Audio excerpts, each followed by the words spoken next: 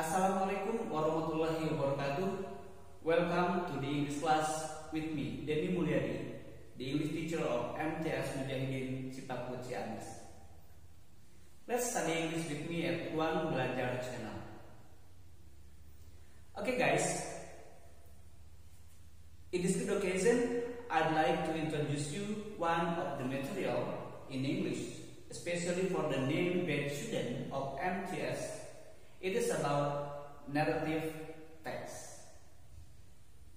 Alhamdulillah, pada kesempatan yang bagus ini saya hadir di Ruang Belajar channel, dan pada kesempatan kali ini di video ini saya akan membahas tentang sebuah materi yang ada di kelas 9 untuk tingkat MTS ataupun SMP, yaitu materi tentang teks berbentuk naratif.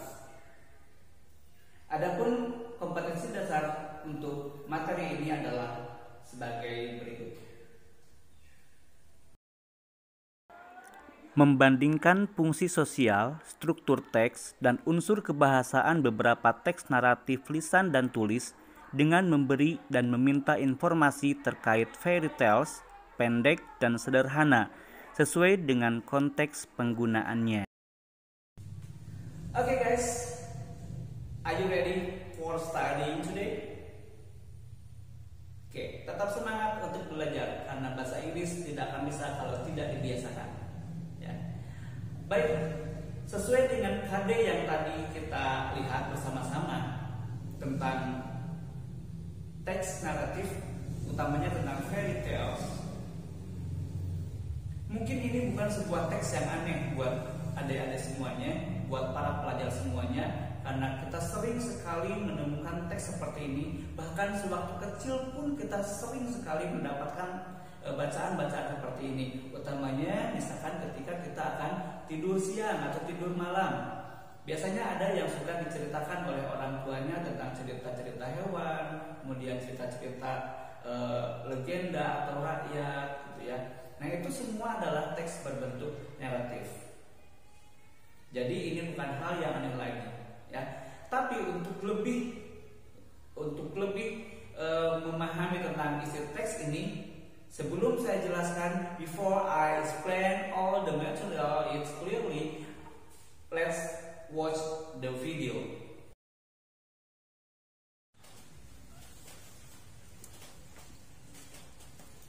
Hello guys. Hello. What are you doing? We are discussing about the homework. Okay, good. Look what I bring today. What is that? Okay, it is a new book. It is a new story for you. Can you tell me about the story? Of course, with my pleasure. Listen to me. Okay. Snow White and Seven Dwarfs. Once upon a time, there was a queen sitting near a very beautiful window while caroling and seeing the snow. Accidentally, her finger was pierced by a sewing needle, so that 3 drops of blood dripped out. The drop of blood fell down on the snow. The red color of the blood, which was stuck in the white of the snow, looked very pretty.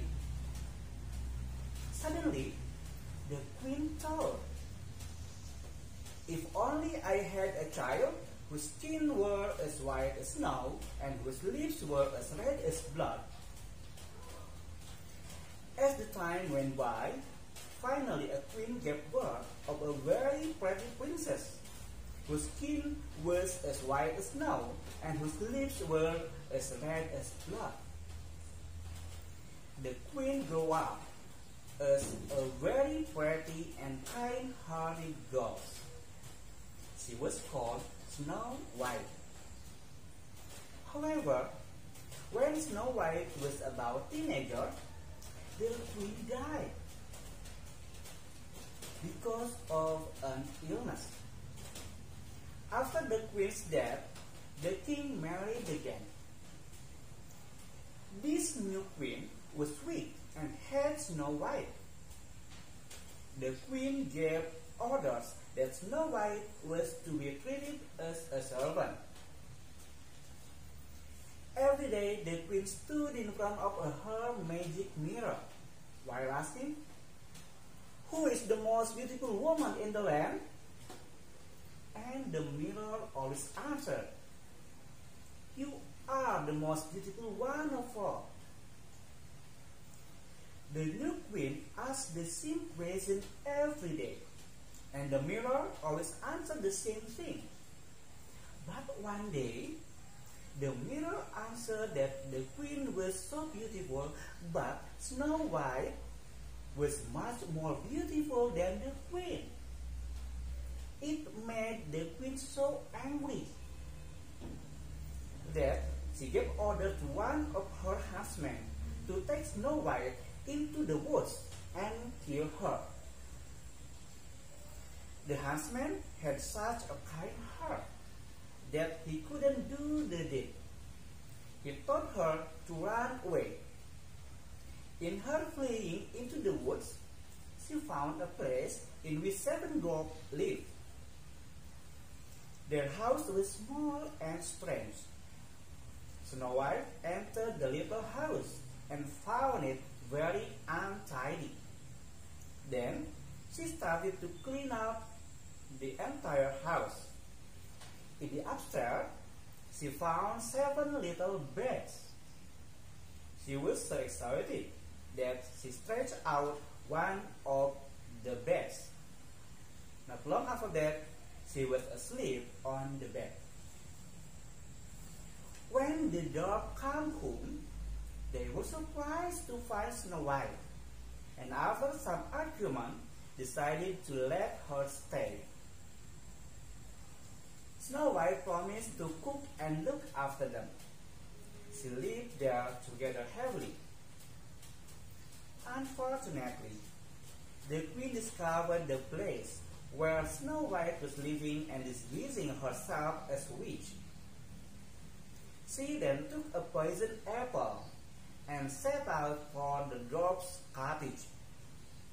She gave Snow White the poisoned apple to eat, and as soon as she bit the apple, Snow White sank into unconsciousness. Thinking she was dead, the dwarf built a glass coffin and put her in it. 4 days she lay in the forest in her glass coffin. One day, the prince was riding through the forest, looking for Snow White, and found her. He leaned over and kissed her. She opened her eyes and sat up with a smile. Everyone was happy at the time. The prince took the Snow White to his palace, where they were married and lived happily ever after. Wow, that's amazing story. Okay, do you like the story? Yes, I like. After listening the story, what can you learn from the story? I think we don't jealous to other. That's good. And you? In my opinion, we must be patient. That's good. We must be patient and don't be jealous to other. Okay. I think I should go to the office again. And please continue your discussing about the material for your homework. Okay, thank you guys. Goodbye. Goodbye.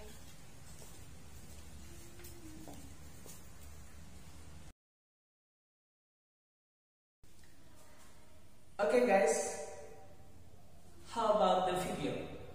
Do you like watching it? Mudah-mudahan video barusan bisa memberikan sedikit gambaran tentang apa itu narrative text dan semua hal tentang narrative text. Dan video tadi menceritakan tentang sebuah kisah. Kisahnya kisah dari luar negeri sebenarnya itu, yaitu tentang Snow White and 7 Dwarfs. Tentang putri salju dan 7 kurcaci. Okay, according to the video, now discuss the material. What is a narrative text? Apa teks naratif itu? Narrative text is imaginative story to entertain people. Teks naratif itu adalah cerita imajinasi untuk menghibur orang. So, it is a fiction story. Ini adalah sebuah cerita fiksi. Apa artinya cerita fiksi? Fiksi itu adalah hayalan, karangan belaka, tidak nyata, not real. Jadi cerita fiksi itu adalah cerita yang dibuat oleh penulis, oleh pengarang, berdasarkan imajinasi dia, tidak berdasarkan fakta atau kejadian yang nyata. Dan siapapun bisa membuat cerita fiksi ini dengan imajinasinya masing-masing. Oke, dari pengertian barusan sudah bisa kita tarik kesimpulan bahwa teks berbentuk naratif itu adalah a fiction story, imaginative story, cerita hayalan. And the purpose of narrative text, or the goals, the communicative purpose of narrative text is to entertain people. It can be the readers, the listeners. Tujuan dari teks berbentuk naratif ini adalah untuk menghibur pembacanya, menghibur orang-orang yang membaca ataupun yang mendengarkan.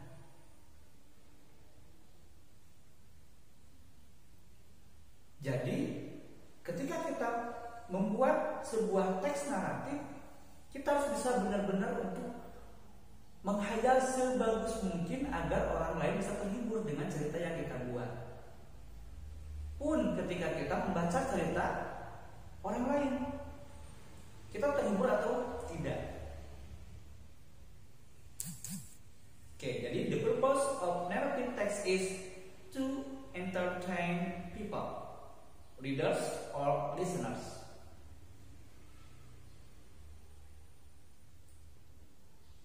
Now,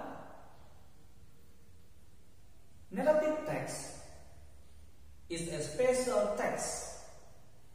It is different with another text. Teks berbentuk naratif itu adalah teks yang khusus, beda dengan cerita-cerita atau teks-teks yang lainnya. What are the difference? Apa perbedaannya? Perbedaan paling mudah untuk melihat apakah itu teks naratif atau bukan, kita lihat genre structures-nya. Kita lihat komposisi dari karangannya itu seperti apa. Pada dasarnya atau pada umumnya, genre structures of narrative text itu ada 4. Yang pertama, orientation. Yang kedua, complication. 3, resolution. Dan yang keempat, reorientation atau coda. Itu genre structures dari narrative text. Untuk reorientation itu optional ya, bisa ada ataupun bisa juga nggak ada. Yang selalu ada itu ada 3: orientation, complication, resolution. Pakai pakai reorientation ataupun itu lebih bagus lagi.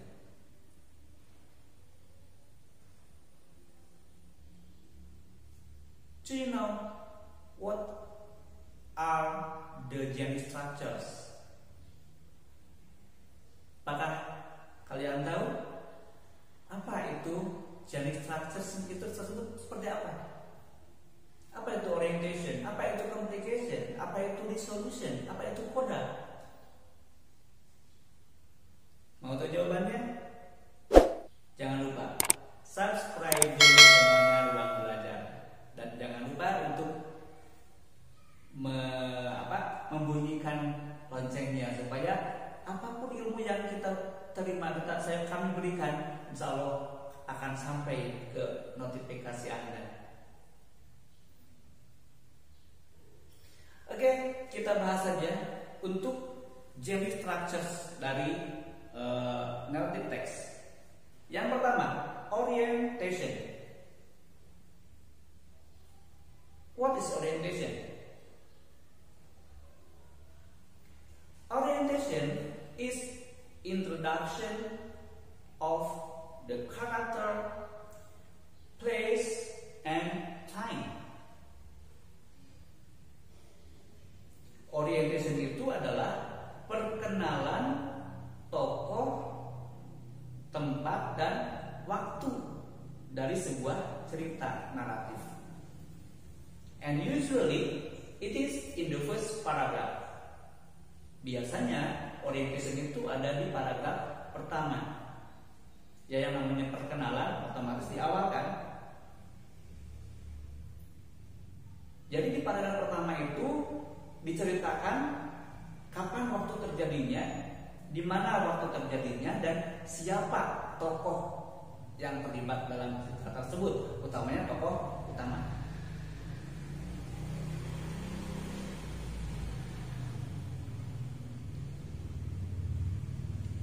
Di sini penulis akan menjelaskan atau memberikan semacam perkenalan untuk masuk ke cerita berikutnya.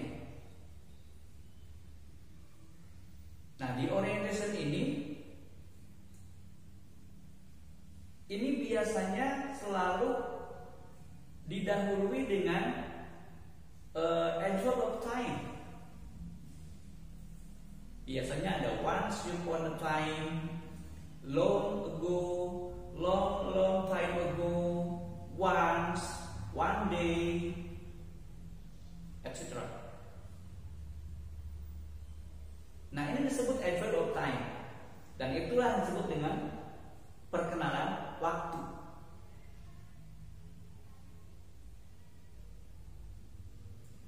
Okay, do you understand about the orientation?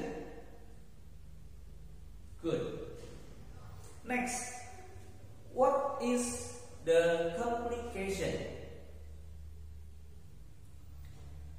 Complication is a rising problem. Complication itu adalah munculnya permasalahan, munculnya konflik dalam cerita tersebut yang dialami oleh tokoh utama. Nah, biasanya complication itu muncul setelah orientation, setelah paragraf pertama.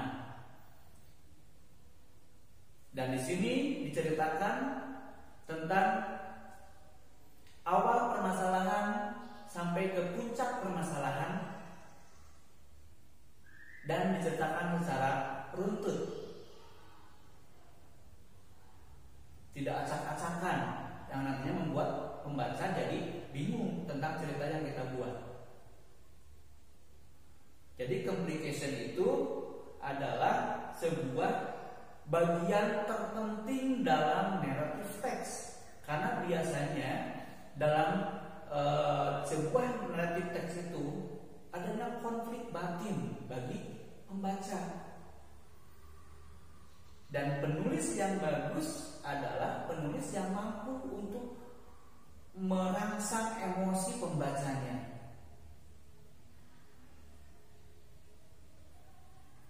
Dan konflik-konflik tersebutlah yang akan menjadi bahan nantinya untuk di bagian ketiga, yaitu resolution. Resolution artinya problem solving, pemecahan masalah.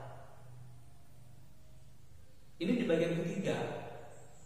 Resolution itu disebut juga sebagai endingnya. Biasanya endingnya itu ada dua jenis. Ada happy ending dan ada sad ending. Bagaimana cerita yang happy ending? Cerita yang happy ending itu adalah cerita yang berakhir dengan bahagia.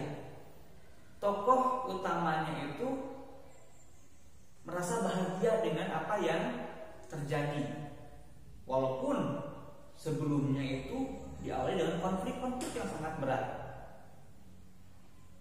Tapi akhirnya mereka atau tokoh itu bisa merasa bahagia. Contohnya yang tadi dalam cerita Snow White itu happy ending. Mengapa? Karena walaupun sudah bersusah payah si Snow White, ya si putri salju itu hidup di hutan bersama 7 kurcaci, tapi ternyata ada pangeran yang menolongnya, dan akhirnya pangeran tersebutlah yang menikahinya dan mereka bahagia. Nah, itu disebut dengan happy ending. Bagaimana yang sad ending? Apakah ada sebuah cerita yang sad ending? Banyak. Sebagai salah satu contoh cerita yang sad ending itu misalkan kisah Romeo and Juliet. Itu sad ending. Dalam ceritanya kan disebutkan bahwa Romeo dan Juliet itu meninggal dua-duanya. Yang satu meninggal karena ingin menemani pasangannya yang meninggal tersebut. Nah, itu resolution, artinya pemecahan masalah, akhir dari sebuah cerita naratif. Yang keempat, bagian yang keempat adalah coda atau reorientation. Apa itu coda? Apa itu reorientation? Reorientation adalah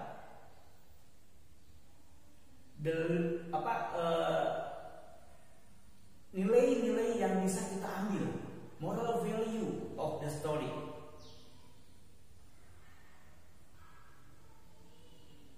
Ini hal yang sangat penting, tapi bisa tersirat ataupun tersurat.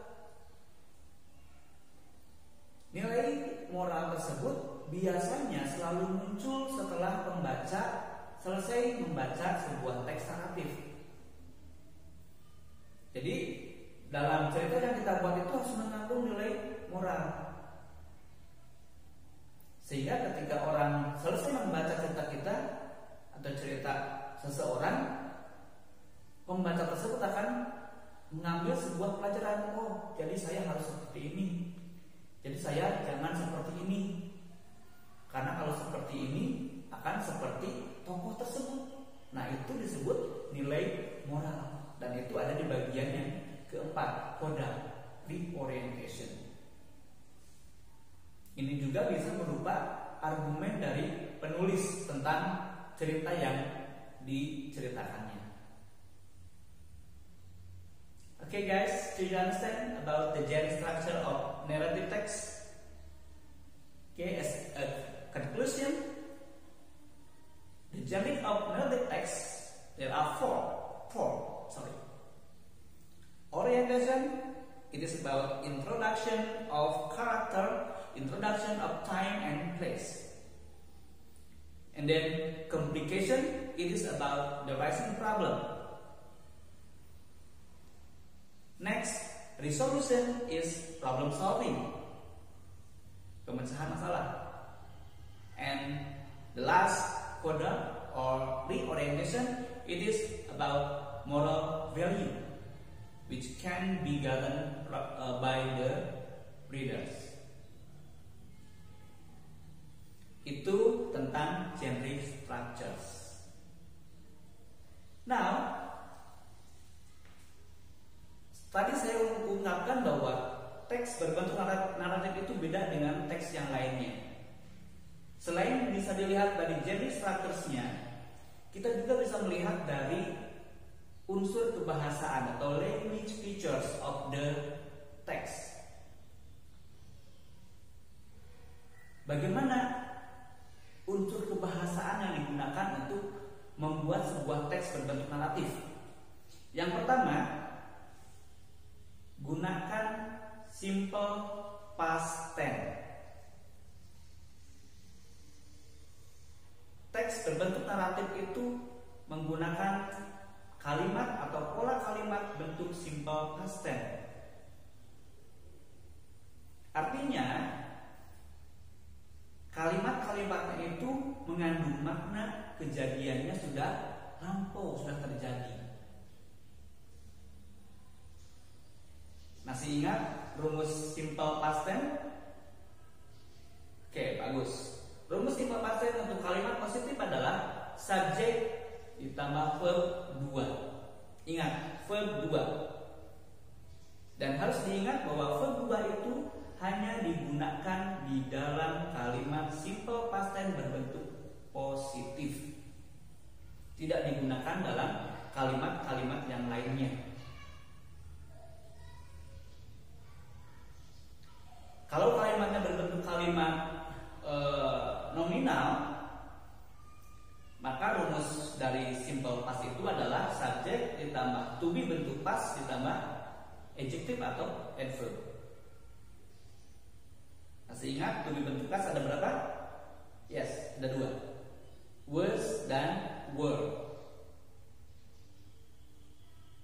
Was digunakan untuk subjek I, he, she, it. Were untuk subjek you, we, they.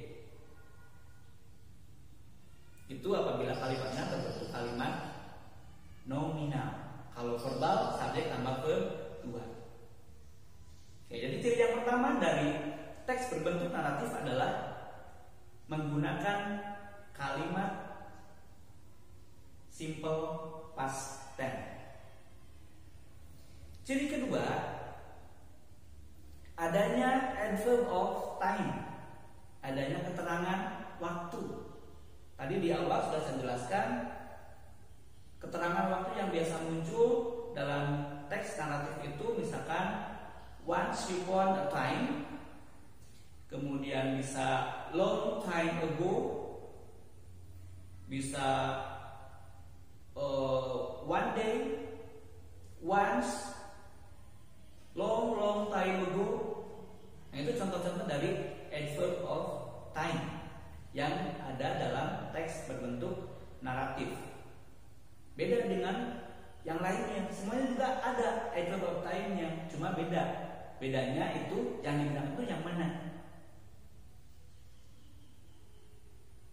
Ya, jadi ada, kalau kita melihat once upon a time dalam sebuah teks, itu dipastikan bahwa kalimat tersebut atau teks tersebut adalah teks berbentuk naratif. Oke, ciri yang ketiga, unsur kebahasaan yang digunakan dalam teks berbentuk naratif adalah adanya action verb.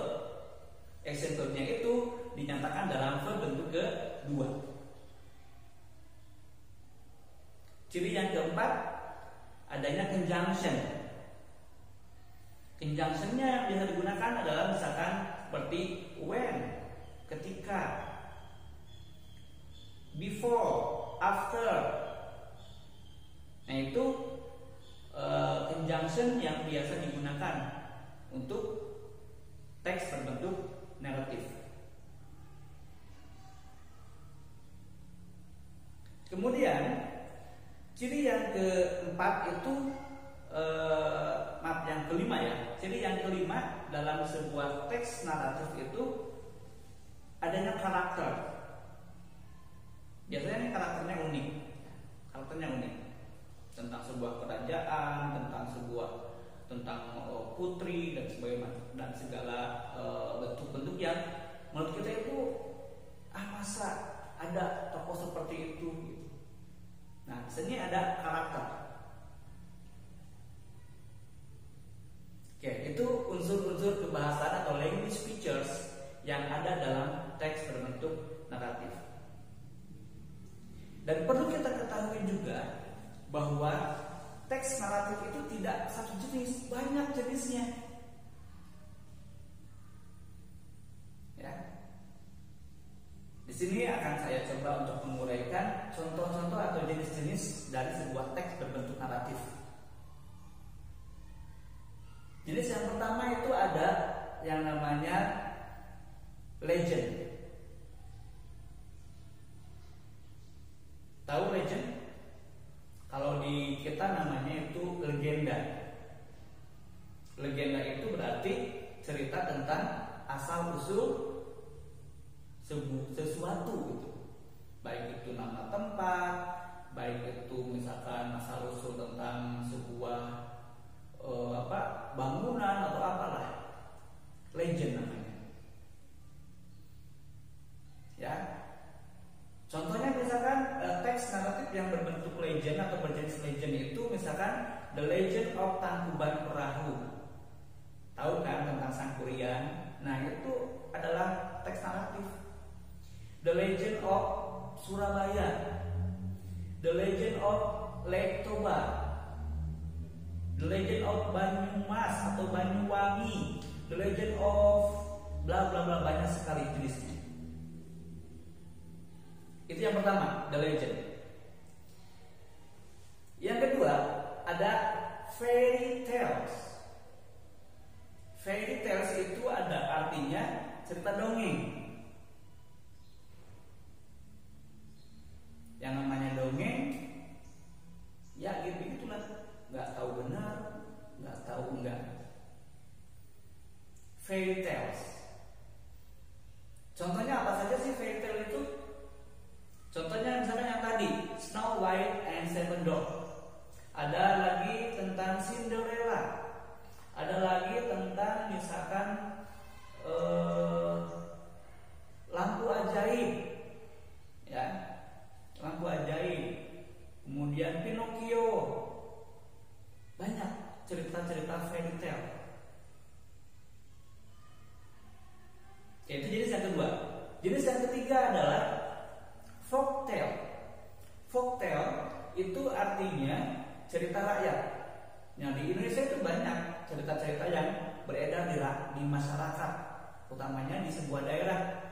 Yang paling terkenal di sini cerita tentang Malin Kundang. Semua orang pasti tahu ceritanya tentang Malin Kundang, anak durhaka pada orang tua. Nah, itu adalah sebuah teks berbentuk naratif. Malin Kundang, kemudian ada bawang merah, bawang putih juga, kemudian ada Timun Mas, banyak lagi yang lainnya. Oke, jadi yang pertama tadi apa?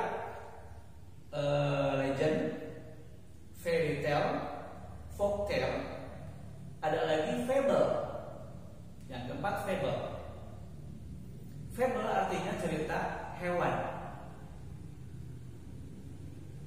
Banyak contoh-contoh cerita hewan yang biasa kita dengar atau biasa kita baca. Bahkan kita pun bisa membuat cerita hewan. Karena apa? Ya kita bebas mau gajah berbicara dengan singa, krokodil berbicara dengan deer misalkan, tiger dengan snake. Mereka bisa ngobrol, bisa berantem. Ya, itu jenisnya fable. Ya, contohnya ya seperti tadi ada crocodile and deer, atau misalkan the farmer and the monkey. Monyet bisa ngomong dengan petani, itu kan bagus. Itu apa ya? Sebuah hal yang menurut kita itu tidak mungkin, tapi kalau di naratif itu mungkin semuanya. Ketika semut berkelahi dengan gajah, Mereka ngobrol dengan gajah, ngobrol semut, bahasa semut, ngobrol dengan gajah yang bahasanya gajah. Itu mereka ngobrol. Sedikit aneh kan? Tapi dalam sebuah teks naratif itu sah-sah saja selama kita merasa terhibur.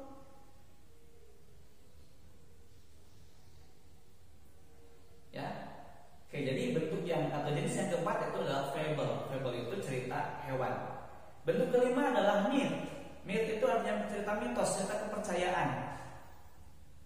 Ya, banyaklah cerita kepercayaan tentang jin-jin, tentang tentang sebuah pohon keramat, tentang semedi-semedi. Nah, itu adalah cerita-cerita tentang mitos atau myth. 5 saja cukup ya untuk jenis-jenis teks berbentuk naratif. Ya, tadi yang pertama legend, kemudian fairy tale, folktale, fable, dan myth. Itu adalah jenis-jenis teks ya dari naratif. Insya Allah nanti di akhir video akan saya coba tayangkan tentang judul-judul yang yang terkait dengan teks naratif.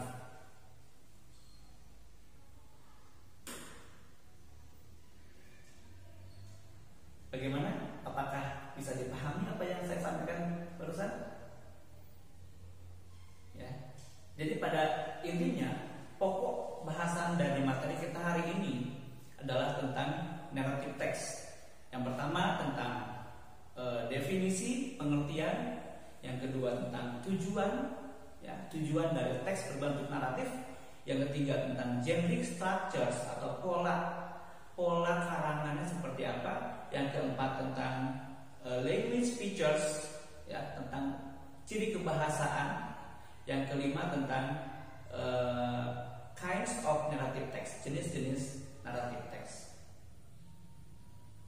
Masih perlu pembahasan yang lebih banyak? Silakan kalian bisa browsing, kalian bisa menonton video-video dari channel yang lainnya supaya kalian bisa lebih jelas apa itu narrative text. Dan untuk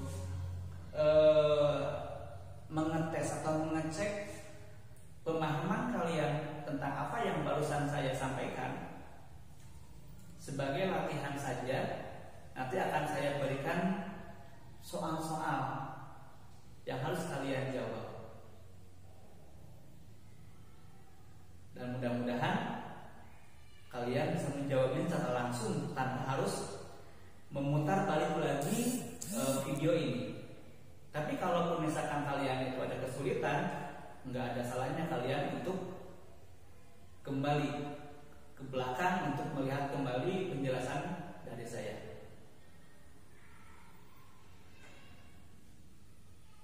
Oke, sudah siap untuk latihan? Oke, inilah soal-soal latihan untuk kalian.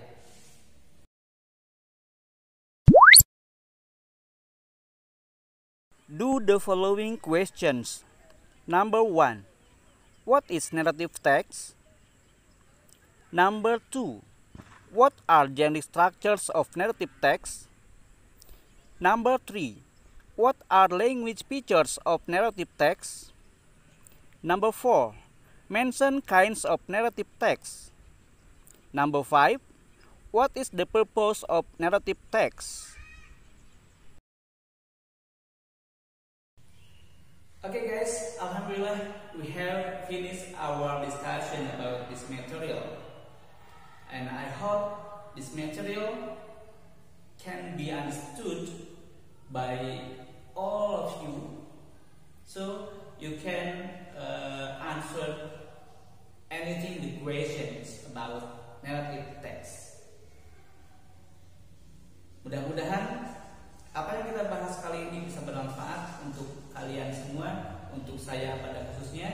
Dan saya bukan berarti menggurui, tapi kita sharing saja pengetahuan, sehingga dengan sharing pengetahuan kita akan mendapatkan ilmu yang bermanfaat. Ya. Jangan lupa untuk tetap belajar walaupun di situasi pandemi seperti ini. Belajar tidak ada halangan. Dimanapun, kapanpun, siapapun, apapun bisa kita pelajari secara online.